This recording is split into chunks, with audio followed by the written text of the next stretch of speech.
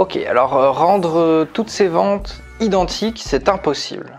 Et c'est dit avec beaucoup de ferveur. Alors c'est pas que c'est impossible, c'est que c'est le but. Ça paraît un peu fou, mais en fait c'est le vrai objectif, il est là, hein, d'un bon système commercial, d'un bon système de vente. Et même de bons vendeurs d'ailleurs, par définition, pas par extension.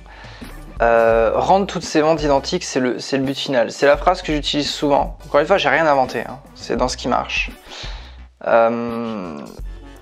L'idée, c'est quoi? C'est de faire... Quand tu vends un produit, donc tu te doutes bien, alors il peut y avoir plein de raisons pour lesquelles on achète un produit, mais tu peux les lister. Il n'y a pas une raison infinie, généralement, au fait qu'on achète un produit. Un nombre de raisons infinies.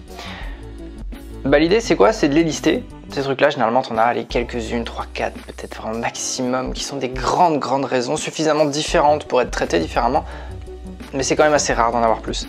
Et l'idée, c'est quoi? Bah, c'est de comprendre comment faire, en fait, pour rendre cette vente identique-là. Si tu comprends que la personne là, elle est dans le schéma là, que la personne là, elle est dans le schéma là, bah, une fois que tu as un super système de vente, qui fait qu'en fait, si tu as déterminé que la personne était dans ce schéma-là, dans le schéma 1, 2 ou 3, elle est dans le 3, ok, et que derrière, tu es capable d'être extrêmement bon au fait de convaincre quelqu'un qui est dans le schéma 3, et bah, tu as gagné. Et c'est ça le but en fait. Demain, je te mets 100 personnes en face de toi, 100 personnes face à ton produit, 100 personnes face à ton service. Mettons que tu aies trouvé 3 grands types de personas, 3 grands types, on va dire, de clichés, de fonctionnement très différents, en tout cas qui méritent d'être traités différemment chez tes prospects, tes clients. Bah, ton boulot, c'est de faire quoi? C'est de ranger, je sais pas, les 20 qui vont être dans le 1, les 40 qui vont être dans le 2, et les derniers, donc les 40 qui vont être dans le 3. Et donc c'est ça le but en fait. C'est pas que c'est impossible, c'est que c'est vraiment l'objectif. Encore une fois, les objections, ça c'est rigolo, c'est compliqué à accepter, mais c'est vrai. Quand tu as un produit, quand tu as une question, quand tu as n'importe quoi, les objections sont pratiquement tout le temps les mêmes. Et tu le sais quand tu as vendu longtemps la même chose, et même pas forcément longtemps d'ailleurs. Les objections sont pratiquement tout le temps les mêmes, les peurs sont pratiquement tout le temps les mêmes, les questions sont pratiquement tout le temps les mêmes, les arguments qui fonctionnent le mieux pratiquement tout le temps. Et donc au final, c'est ça qui est bizarre, parce qu'on a l'impression que toutes les ventes sont différentes parce que les gens sont différents, mais en fait pas tant que ça. En réalité, il y a quoi? Les 10, 15%, même 10% qui vraiment doit être personnalisé.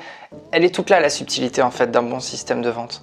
C'est que 90% de ce qui fonctionne pratiquement tout le temps. Vous le trouvez et ensuite vous développez vos compétences pour être capable de parfaitement bien gérer les 10% qui restent. 90-10. C'est pas 50-50, c'est 90-10. Donc pour répondre à... C'est pas vraiment une question d'ailleurs.